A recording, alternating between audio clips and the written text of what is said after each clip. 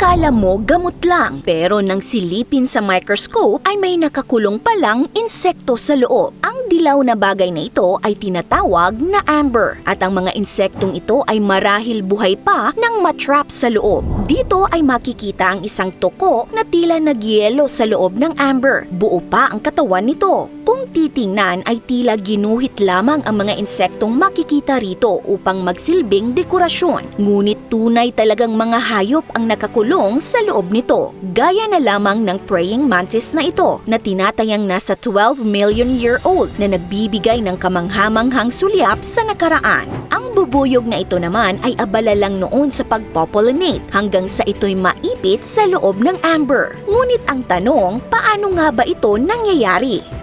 Ang amber ay isang fossilized resin ng puno na tumigas sa loob ng milyon-milyong taon sa pamamagitan ng prosesong tinatawag na polymerization. Ang partikular na specimen ng amber na ito ay natagpuan sa Baltic Sea na may humigit kumulang 44 milyong taong gulang. Ang amber ay may iba't ibang kulay tulad ng yellow, orange, brown at may rare colors pa gaya ng blue, green o violet. Pagdating naman sa transparency, maaari itong malinaw hanggang sa hindi na makita ang loob. Mayroon din itong waxy o resinous na kintab at minsan ay nagfluoresce sa UV light kaya nag-iiba ang kulay nito depende sa tama ng ilaw. Samantala, may iba't ibang uri ang amber depende sa kanilang kulay tulad ng yellow amber na pinaka-common, black amber na pumangalawa sa pinakakaraniwang uri, green amber na popular ngunit bihira at galing sa plant inclusions ang berde nitong kulay, white amber na natural na may swirls, red amber na tinatawag ding cherry amber, at ang pinakabihira na blue amber na ang base color ay kulay brown o yellow. Nagiging matingkad na asul ito kapag nasisinaga ng sikat ng araw o UV light dahil sa pambihirang fluorescence. Maihahalin tulad sa maliliit na patak ng ulan o luha. Ang mga amber ay kadalasang maliliit lamang dahil ang sukat at hugis nito ay dumidepende kung gaano karaming dagta ang umagos mula sa puno bago ito tumigas. Bagamat ang pinakamalaking piraso ng amber ay may bigat na 68.20 kilograms na naitala ng Museum of Amber sa Poland noong June 2022. Ngunit paano nga ba natatrap ang mga bagay o insekto sa loob ng amber? Kapag nasugatan ang puno, naglalabas ito ng malapot at malagkit na resin at kapag may insektong nadikit dito, napakahirap na nitong makawala. Para sa maliliit na insekto, ang isang malaking patak ng malapot na resin ay maihahalin tulad sa pagkabuhos ng isang swimming pool na puno ng honey, kaya't napakababa talaga ng tsansang sila'y makatakas. At ilan nga sa mga historical na animals at insekto na nakulong dito ay kinabibilangan ng mga garapata at isang langaw, buntot ng dinosaur na may nakakabit pa ring balat at mga balahibo, isang 100 million year old na salagubang o beetle. Mayroon ding butiki na halos perpektong naipreserba, isang napakabatang ahas na malamang ay bagong pisa pa lamang mula sa itlog. May snail ding halos kasing laki ng isang botones na nahuling kasama ang 5 bagong silang nitong sanggol